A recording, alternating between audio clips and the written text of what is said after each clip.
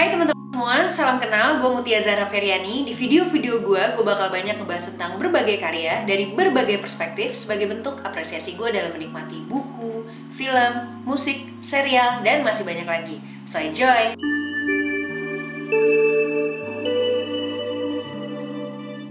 Oke, hari ini gue mau ngebahas buku tentang duit. Lagi-lagi duit. The Psychology of Money, karya Morgan Housel. Ini udah banyak yang baca dan banyak juga yang udah review juga. Resensi bukunya juga udah banyak. Gue penasaran karena semakin besar hal yang gue sadari dan mungkin luput gue pikirkan selama ini adalah tentang uang. Dan bagaimana mindset kita tentang uang seharusnya ada. Jadi buku The Psychology of Money ini isinya adalah 20 bab yang ngomongin atau nyeritain tentang masalah-masalah keuangan dan investasi. Ada beberapa hal yang gue dapetin dari buku ini. Antara lain adalah hal pertama yang gue dapetin dari buku ini adalah tentang peran keberuntungan dan resiko. Menurut buku ini yang ditulis sama Morgan Housel, dia tuh nyebutin kalau nggak semua 100% kerja keras kita selalu membuahkan hasil yang sukses atau 100% berhasil gitu. Jadi kan ada juga yang bilang kayak kerja keras tidak pernah mengkhianati hasil. Atau sebaliknya ya pokoknya gitu ya. Ada istilah itu kalau gua nggak salah. Hasil tidak pernah mengkhianati kerja keras. Gitu ya. Nanya penonton dulu. Ya gitu. Nah, tapi ternyata menurut Morgan itu tidak selalu. Menurut dia ada faktor yang sulit untuk diukur dan faktornya sangat banyak sehingga nggak bisa jadi sebuah data yang dimasukin dalam hitung-hitungan. Jadi kalau misalnya kita udah ngerasa nggak sih 100% gitu ya dalam kerja keras kita, ya belum tentu nanti hasilnya juga 100% baik gitu, 100% baik gitu. Jadi begitu juga sebaliknya gitu, kalau kita malas 100% belum tentu juga nanti kita akan gagal 100%. Jadi menurut dia banyak banget hal yang bisa dikalkulasi, faktornya banyak, variabelnya banyak untuk sampai akhirnya orang bisa sukses atau bisa gagal. Dan yang di-highlight sama dia adalah tentang faktor keberuntungan itu tadi. Faktor yang rasanya sulit dikalkulasi, sulit ada datanya, tapi masuk jadi variabel yang akhirnya ya jadi diperhitungkan gitu. Morgan Housel begitu anaknya lahir, dia tuh nulisin sesuatu buat anaknya yang intinya adalah nggak semua kesuksesan itu karena kerja keras dan nggak semua kemiskinan itu karena kemalasan. Ingatlah ini saat menilai orang, termasuk diri Anda sendiri. Gokil ya, gue suka sih, ini bijak sih menurut gue. Kalau dipikir-pikir setelah berpuluh-puluh tahun gue hidup, ya betul ya, ketika kita bergerak gitu, ketika kita mengupayakan sesuatu, kita sering mendapatkan hasil yang mungkin kita mau atau di luar dari yang kita mau atau kurang dari yang kita mau gitu. Sebenarnya nggak selalu mencapai titik ideal gitu. Banyak banget faktor yang gue rasa tuh kayaknya harusnya nggak gini. Ada beberapa fase juga yang gue alamin waktu gue nggak terlalu ngotot gitu ya, gue nggak pengen banget, gue nggak terlalu kerja keras yang pushy banget gitu, tapi ternyata dapet sesuatu yang di luar dugaan gue gitu. Jadi rezekinya kok bisa begini ya gitu. Dan itu mungkin kalkulasinya lebih ke gimana Allah ngasih rezeki aja ke manusia ya. Yang disuruh tuh, kalau Ustadz kan bilangnya kalau yang disuruh tuh ya udah lu usaha aja, lu ikhtiar aja, lu upayakan yang terbaik yang lu bisa gitu. Kalau hasilnya terserah Allah, terserah Tuhan mau ngasih gimana gitu. Kayaknya mungkin ini bedanya sama Om Morgan tuh ya, dia ngomongin tentang keberuntungan gitu. Mungkin kalau di gue menganggapnya sebagai rezeki gitu. Rezeki tuh ya sesuatu yang nggak bisa 1 tambah 1 sama dengan 2. Kadang-kadang 1 tambah 1 sama dengan 0 atau 1 tambah 1 sama dengan 1000 gitu ya. Gimana Allah mau ngasih rezeki aja ke kita. Yang penting kita bisa mengupayakan 1 tambah 1 atau variabel-variabel yang bisa kita ikhtiarkan terus-menerus. Jadi kalau Morgan ngomongin tentang keberuntungan di sini, mungkin gue bisa menganggap bahwa kayaknya ini ngomongin juga tentang rezeki. Hal kedua yang dibahas dari buku ini adalah tentang gak ada yang gila. Setiap orang tuh punya kecenderungan masing-masing. Mereka tuh punya, tiap manusia nih ya, dia tuh punya permasalahan, punya keunggulan, punya perspektif, punya informasi, punya fakta tentang keuangan yang mereka percaya sendiri. Perbedaan-perbedaan itulah yang harusnya bikin kita sadar bahwa gak ada informasi yang lebih baik daripada yang satunya. Itu tergantung aja gitu, tergantung gimana caranya kita ngejalanin hidup kita gitu. Dibentuk dari pengalaman yang berbeda dan keyakinan yang beda, juga mungkin objektif yang beda atau tujuan yang beda gitu terhadap hidup ini sendiri. Makanya bagaimana perilaku manusia terhadap uang itu nggak selalu sama gitu, beda-beda. Gimana akhirnya setiap orang merespon ketika mereka punya uang itu tuh macam-macam banget bentuknya gitu ya, nggak bisa disamain. Uang itu kan alat tukar ya, nggak sesuatu yang akhirnya disepakati sama manusia di tahun yang gue juga belum lahir.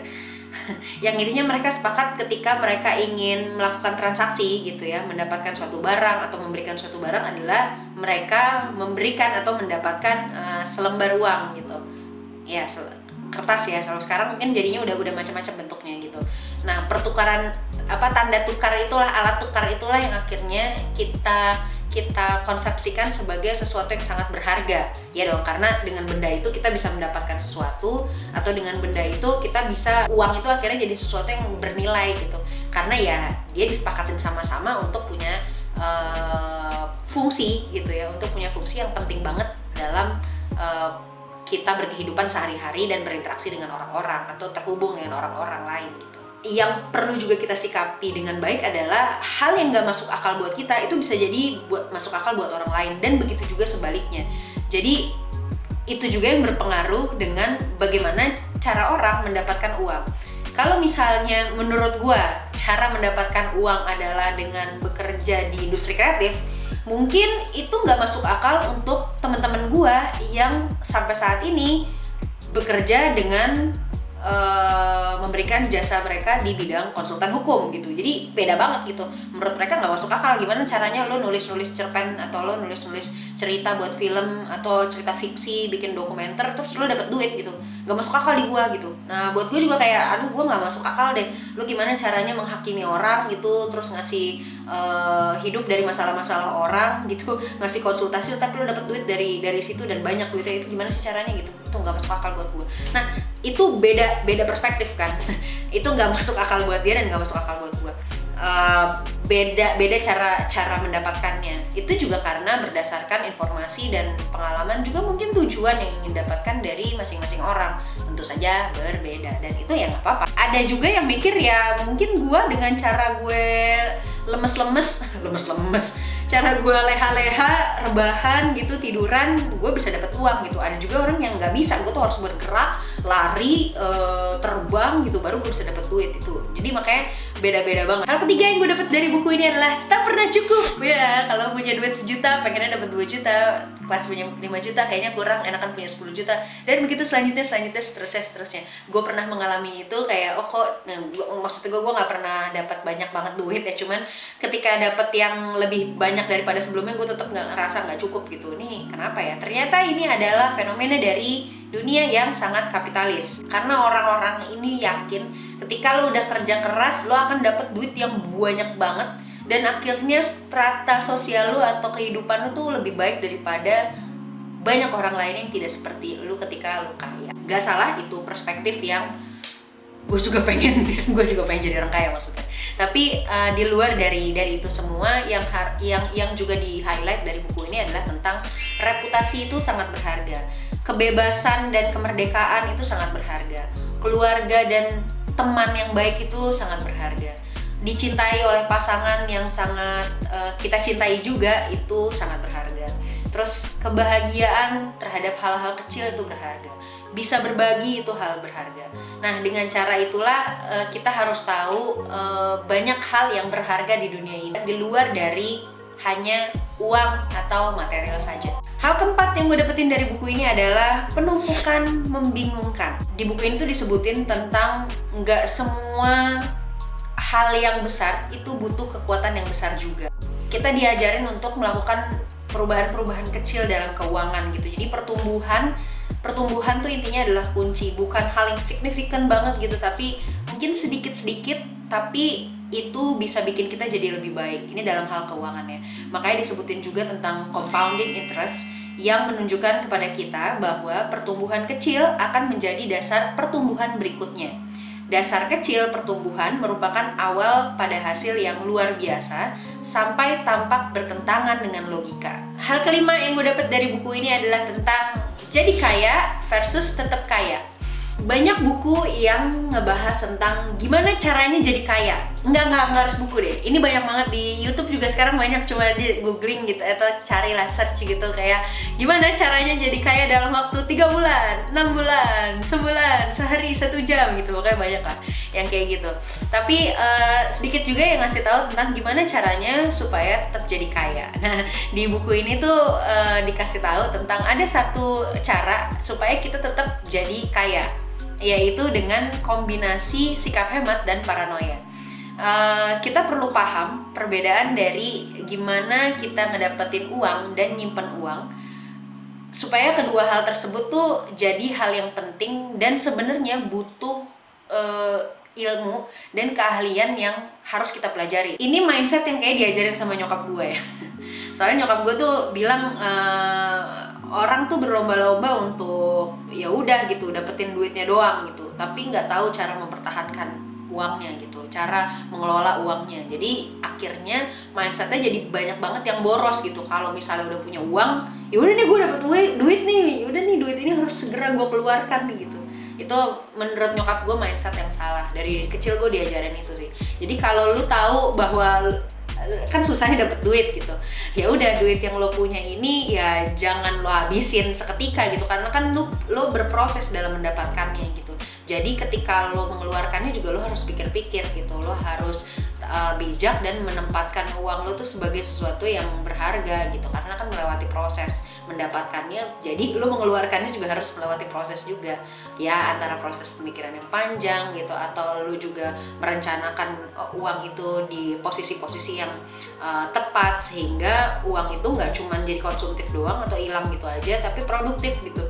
Uang itu menghasilkan sesuatu yang baru, berkah, atau bisa jadi investasi yang bernilai juga buat lo gitu. Hal keenam yang gue dapet dari buku ini adalah tentang kemerdekaan.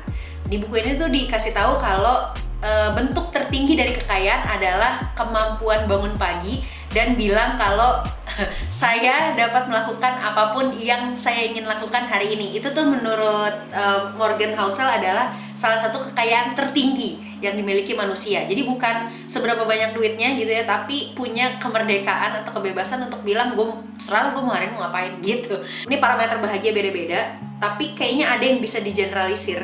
Satu kebahagiaan yang rasanya manusia tuh sama, yaitu pengen bisa punya kendali atas hidupnya sendiri. Tidak semua orang punya privilege itu. Kemampuan berbuat apa yang kita inginkan, kapanpun kita mau, terus dengan siapapun yang kita kehendaki, selama yang kita bisa, menurut Morgan Housel gitu ya, itu adalah suatu dividen tertinggi yang diberikan oleh uang. Jadi kalau misalnya uang itu bukan tentang jumlahnya atau besarannya, tapi ketika uang kita punya itu udah bisa ngasih kita sesuatu gitu ya, kemampuan untuk bisa berbuat apapun yang kita mau, kapanpun dan dengan siapapun selama yang kita mau, berarti uang itu tuh sebenarnya udah cukup dan dividen yang tertinggi yang kita punya sebenarnya. Dan kita udah bisa disebut sebagai orang kaya kalau kita udah di titik itu. Hal ketujuh yang gue dapetin dari buku ini adalah tentang paradoks orang dalam mobil. Benda-benda itu bisa memperlihatkan gitu, merepresent kesejahteraan seseorang gitu. Bisa dilihat kalau misalnya dia udah cukup, duitnya banyak gitu, dan sejahtera kalau mereka punya barang-barang mewah tertentu gitu. Nah, tapi menurut Morgan ya ini nggak terlalu penting sebenarnya. Apa yang orang lain lihat itu belum tentu apa yang sebenarnya kita butuhkan dan benar-benar bisa memenuhi kebahagiaan kita. Tapi kan lagi-lagi kebahagiaan orang beda-beda ya. Jadi mungkin ada juga orang yang pengen punya rumah bagus, keren kayak istana, mobil keren, mahal, mewah yang bisa terbang, itu adalah untuk memenuhi hasrat bahagianya gitu. Kedelapan yang gue dapet dari buku ini adalah tentang kekayaan adalah apa yang kita tidak lihat. Sebenarnya kita harus sadar bahwa kekayaan sejati itu adalah kekayaan yang nggak bisa dilihat sama kasat mata. Itu mungkin juga berkaitan dengan tadi ya, jadi kemerdekaan bukan lagi tentang hal-hal fisik kan, berarti gitu, bukan lagi tentang hal-hal yang bisa bikin orang lain kagum atau hormat sama kita gitu, tapi lebih ke akhirnya kita bisa memenuhi kebahagiaan diri kita sendiri. Gue suka banget sama buku ini karena ya buku ini punya cakrawala lain terhadap uang. Mungkin juga ya karena judulnya juga ya gitu, The Psychology of Money gitu, gimana caranya kita menyikapi uang, melihat uang, punya perspektif tentang uang, beraktivitas atau berhubungan dengan uang gitu, itu jadi penting banget. Kita jadi bisa bijak melihat ke diri kita dan gak usah nge-compare ke orang lain gitu ya, tentang apa yang udah kita punya atau lagi kita usahakan, karena setiap orang punya rezekinya masing-masing. Buat teman-teman yang mengusahakan untuk dapat uang lebih banyak dan kaya, kita bersama, saya juga masih mau. Buku ini bisa teman-teman dapetin di ebook atau fisiknya juga ada di toko buku online, offline. Ada yang versi bahasa Inggris, ada yang udah diterjemahkan ke dalam bahasa Indonesia. Jadi silahkan dicari bukunya dan dibeli, juga dibaca, diamalkan. Dan mungkin kalau misalnya teman-teman punya pendapat lain, silahkan tulis di kolom komentar. Kalau teman-teman rasa video ini bermanfaat, silahkan bagikan ke teman-teman lainnya. Jangan lupa subscribe juga, like kalau memang teman-teman suka dengan videonya. Kalau teman-teman juga punya rekomendasi buku yang harus gue baca dan bisa kita obrolin bareng-bareng, silahkan teman-teman tulis judul bukunya dan penulis bukunya siapa.